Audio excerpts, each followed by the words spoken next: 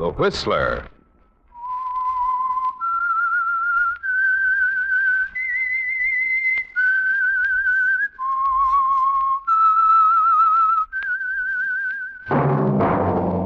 That whistle is your signal for the Whistler.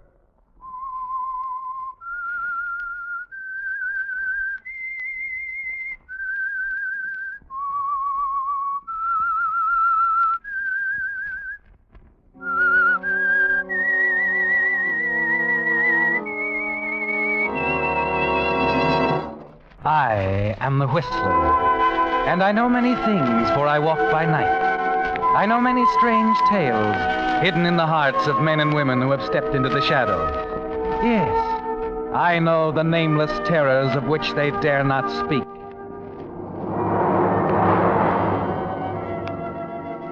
Yes, friends, it's time for the Whistler, rated tops in popularity for a longer period of time than any other West Coast program in radio history.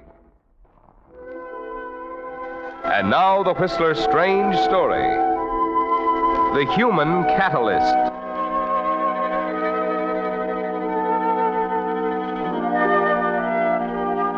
In the field of chemistry, there are curious substances known as catalysts. Curious in that their mere presence together with other substances causes a violent reaction in which the catalysts themselves don't take part. In a way, they simply stand on the sidelines, untouched by the reaction they cause, unaware what they've done when it's all over. There are catalysts, too, among human beings.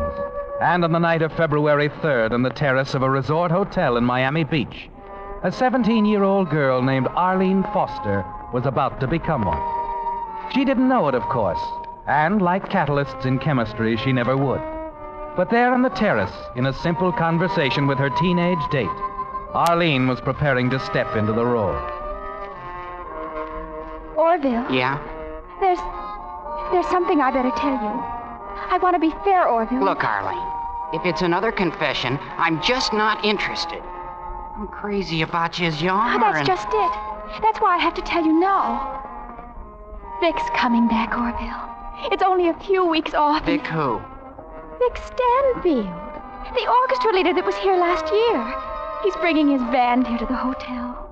Just as he promised me. Well, what's so important about that? But I don't want to deceive you, Orville. You see, Vic and I love each other. Huh? What are you talking about? Why, he's an old man. He must be 30. How could Orville, sometimes love doesn't pay any attention to ages. You see, before he left last season, Vic and I had an understanding.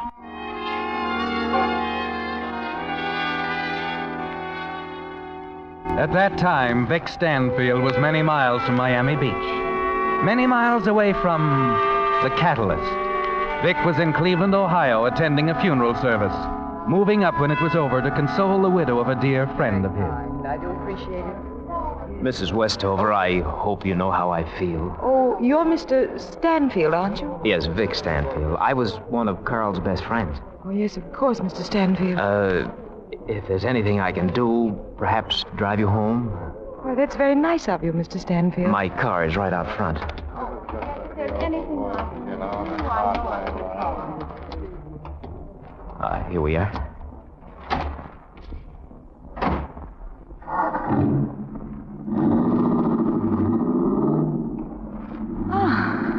You all right? Yes.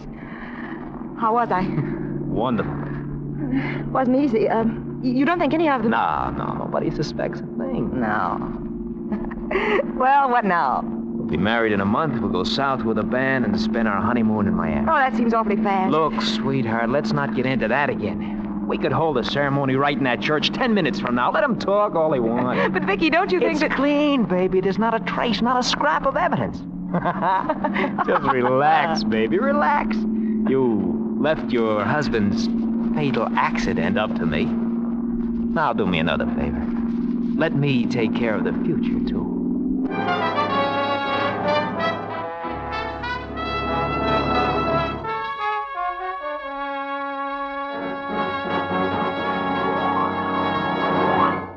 With the prologue of The Human Catalyst, bringing you another strange story. by The Whistler. And now back to The Whistler.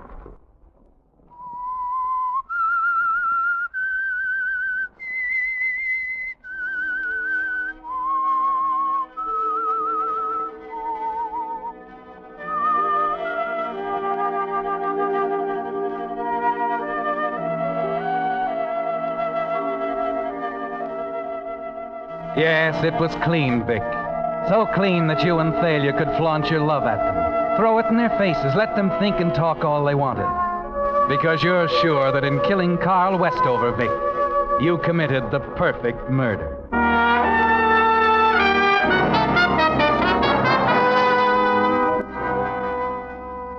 It's a month almost to the day when you and Thalia drive up the Lakeshore Highway to the little town of Fairport to be married by a justice of the peace.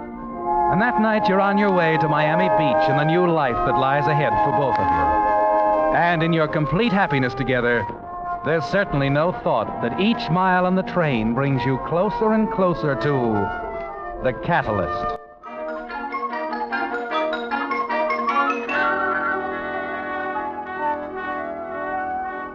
He's on his way, Orville. Vic's on his way back to me. Will you cut it out, Arlene? You're just being silly.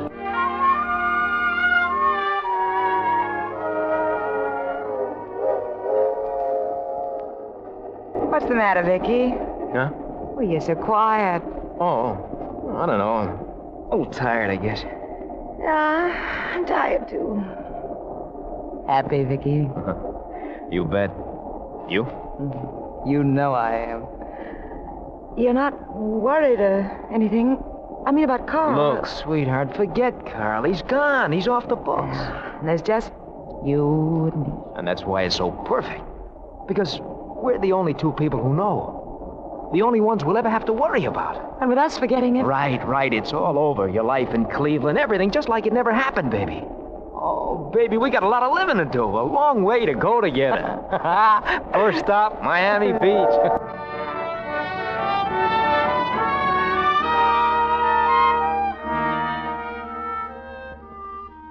So there it is, Vic.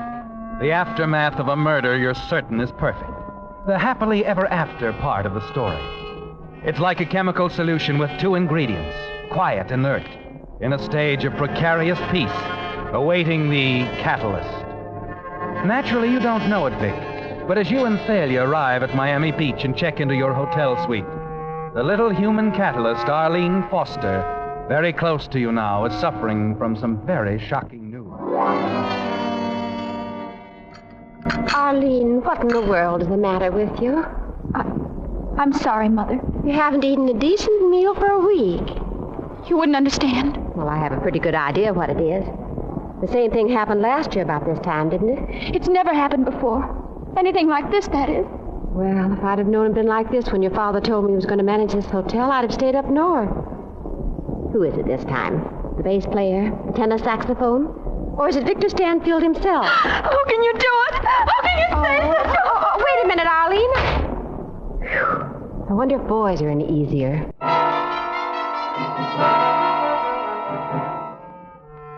Eileen walks slowly down the hall, stops at the telephone, begins to think. Married. Vic married.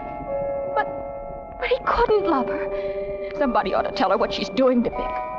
She has no right to be his wife. He doesn't love her. He can't possibly love her. Somebody ought to call her on the telephone and... The telephone. The telephone. Excuse me, Vic, I'll get it. Sure. Hello? Mrs. Stanfield? Yes. There's something you should know, Mrs. Stanfield, about your husband. Who is this? I'd rather not say. I'm calling to tell you you made a very serious mistake. A dangerous one. Just a minute. Victor doesn't love you, Mrs. Stanfield. He never did. He's been in love with someone else for a long time. See here, if you think I'm going to listen That's to you... all I have to say. You may not believe it now, but you'll find out soon enough. I've told you the truth. Well, there's something you ought to know, whoever you are. Hello? Hello? Hello? All the... In a way, it's kind of funny. Wait till I tell Vic. Darling, I had to run right up the minute I got off the plane. Well, I'd have shot you if you hadn't, Jeannie. Lord, it's so good to see you. It seems like a year since we... Vic. Thalia, darling, this is Jeannie Long. I've mentioned her to you. Used to sing with a band. How do you do? Yes. Jeannie's back with us for this engagement, darling. Been a long time, huh, Jeannie? You know, Thalia, we two practically started out together. Is that right, Jeannie? Mm-hmm. Well, I'd better be getting down to my room. I've got to unpack, and you know how it is. Take care, Vicky. See you in an hour or so. Yeah, you bet. She's a lovely girl, Vic. Yeah, swell. Now, let me see, where was I? Yeah, here we are. What's that? This is a property assignment, darling. I meant to bring it up before this, but I just didn't get around to it. Look, I think we'd better put your property, all your assets, in fact, in my name. What? Oh, don't look at me like that, darling. I'm not after your money. It's a legal thing, dear.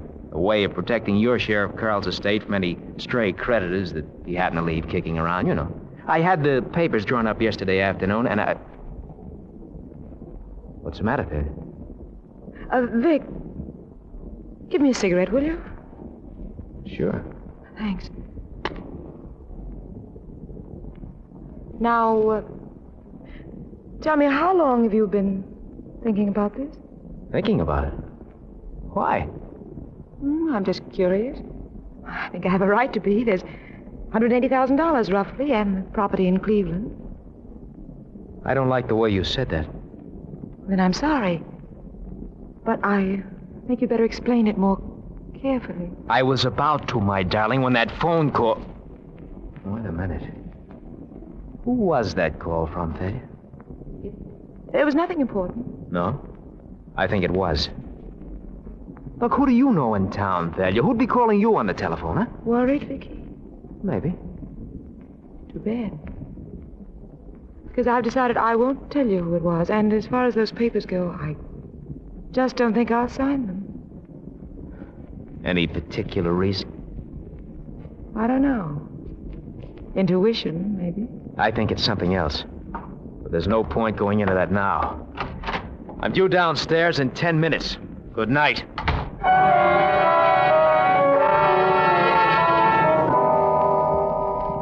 The reaction's well underway now, Vic. Something's wrong. You know it. You can feel it gnawing away inside you the rest of the evening. But you get hold of yourself when the job's over. Yes, it's ridiculous letting your imagination run away like that. Thalia's all right. She's got to be all right. She has your life in her hands. It's almost 2 a.m. when you let yourself into the dark apartment on the 10th floor, hoping she's thought it over too.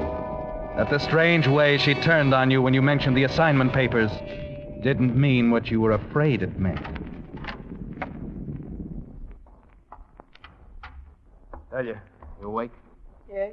I'm glad you are. No, skip the light. Look, Thalia, there's a few things we've got to get straight. You sound very determined. I am.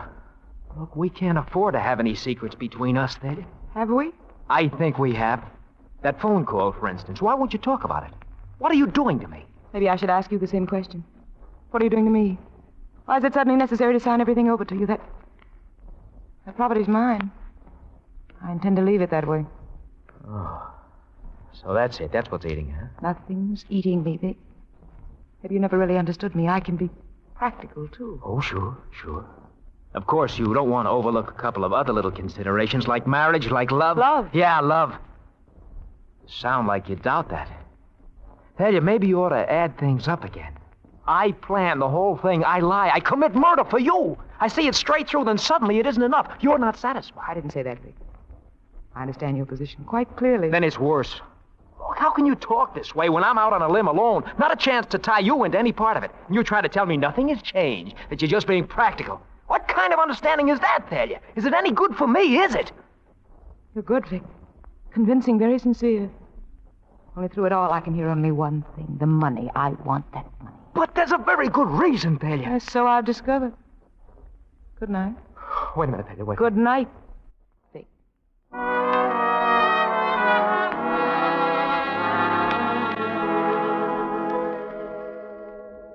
Look, mister, when you hire a private detective, you at least have to tell him what the job's all about. Look, I've told you all you need to know, Mr. Shan.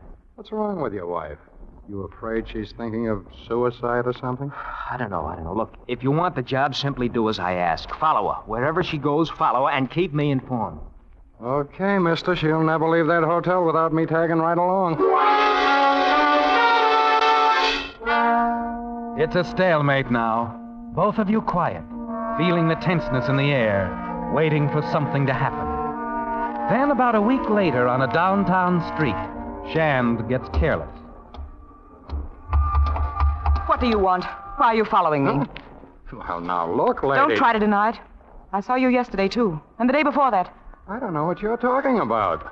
You're doing it for him, aren't you? My husband. Listen, lady, you're talking crazy. Why would your husband have someone following you? There's a good reason. Like what? Money makes people do things like this. Money? My money. If it was his, he... If what? If anything happened to me. Why didn't you do it now? What are you waiting for? Excuse me, lady. I'd better go see a guy.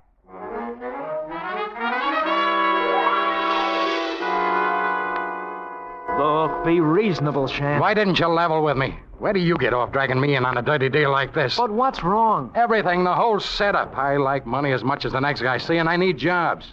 But I'm stepping out of this one, mister, right now. I'm getting out of here. You don't even have to pay me. Look, I don't get you, Shan. What could you... You heard me. I'm getting out.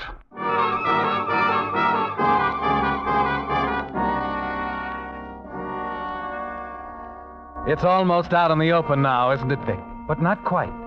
Because you're not even sure what's happening. Not able to talk it all out with the one person you should go to with a problem.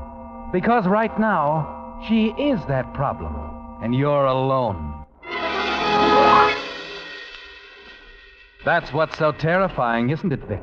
Your complete helplessness.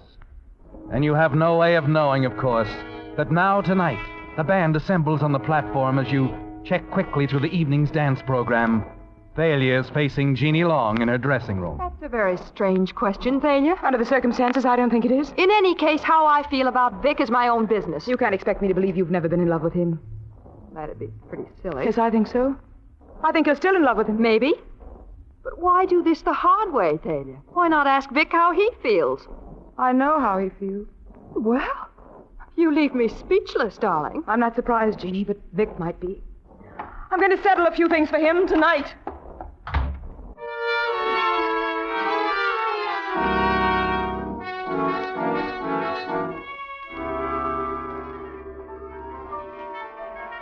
Vic, could I talk to you a minute? Not right now, Jeannie, please. Okay, boys, let's take it. 1, 2.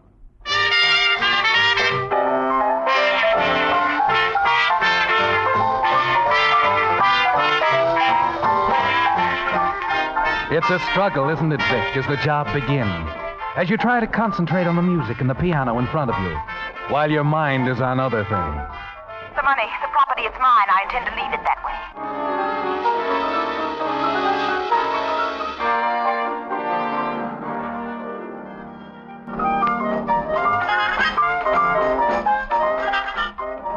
Those are the raw materials, aren't they, Vic?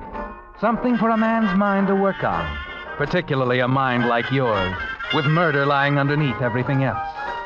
Yes, you can close your eyes there at the piano and hear things like this. I love you. Don't be ridiculous, Vicky.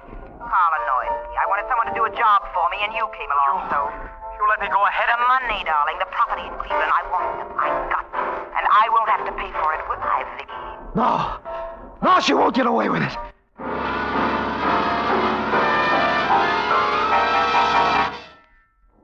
You're trembling, aren't you, Vic? Sitting there terrified by your own thoughts. Almost afraid to think of what you might have to do to escape. Intermission, Vic. What? Yeah, sure, Jeannie. And now you're going to listen to me. It's Thalia. Thalia? What about Thalia? Well, she said the oddest thing. Something about settling things for you tonight. I knew it. What? That little... Vic, what is it? Settle things, huh? I'll see about that.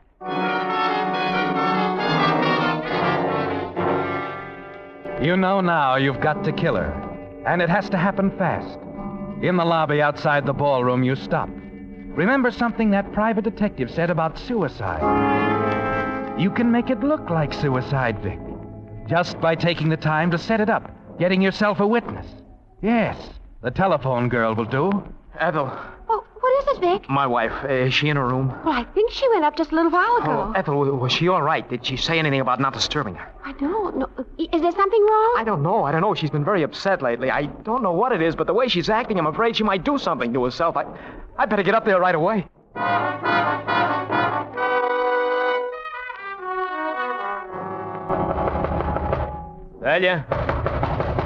Thalia? You step back, remembering somehow that you have your own key. Fumble nervously, opening the door. Thalia? You cross swiftly to the bedroom, glance in, wonder where she could be. Thalia? Turning, you catch sight of the doors to the terrace. They're both standing open, a slight breeze rustling the draperies. Thalia, I just want to talk... What's the matter, Thalia? What are you doing out there on the terrace? Don't you come near me.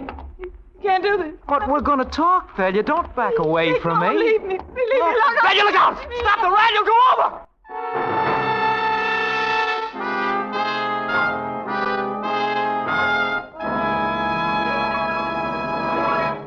The Whistler will return in just a moment with the strange ending to tonight's story.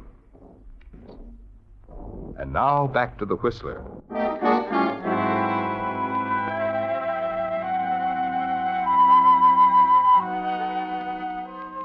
It's all over, Vic. In one terrible moment, as Thalia falls back over the terrace rail, and your mind whirls with the thought that here is the end product of your perfect murder. You don't know it, of course, but the human catalyst has done her work well.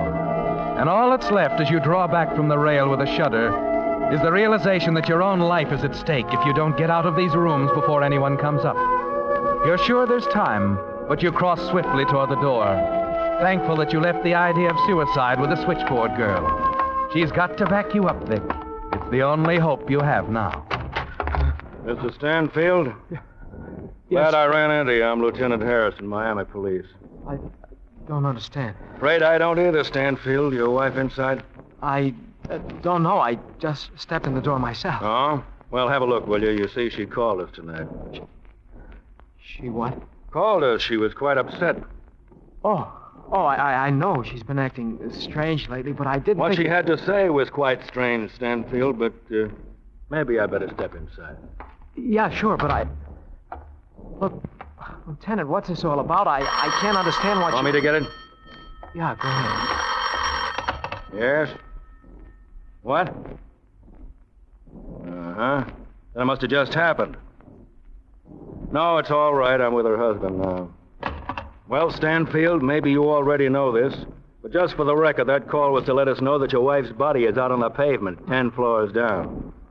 Oh, no. That's the terrace over there, huh? Pushed her right over the rail. No, please, it was an accident. I can prove it was an Maybe accident. you can, Stanfield. I don't know. You'll have your chance, of course. But when she called us just 20 minutes ago, she said she was certain you were going to kill her.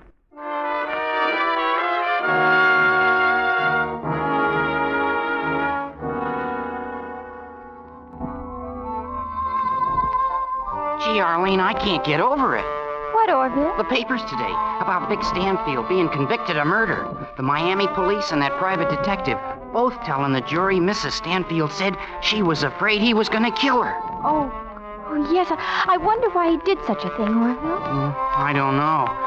Only, oh, gosh, the whole thing must have hit you pretty hard, Arlene. I mean, the way you felt about Stanfield. Well, you know, Orville, it was terrible, but as far as anything personal between Vic and me, I guess I was just silly. You see, Orville, there's something you should know. You mean about our going steady again? No. Rodney Maynard and his men of music are coming here next week. Yeah, I know that. Yes, but... Well, Orville, there's something I've never told you about me and Rodney.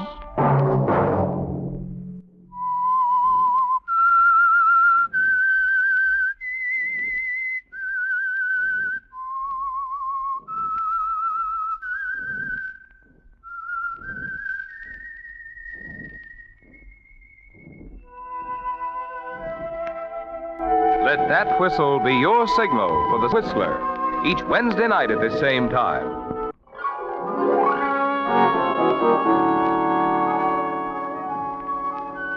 Featured in tonight's story were Betty Lou Gerson and Tony Barrett. The Whistler was produced by George W. Allen, with story by Joel Malone and Harold Swanton, and music by Wilbur Hatch, and was transmitted to our troops overseas by the Armed Forces Radio Service. This is Marvin Miller speaking. This is CBS, the Columbia Broadcasting System.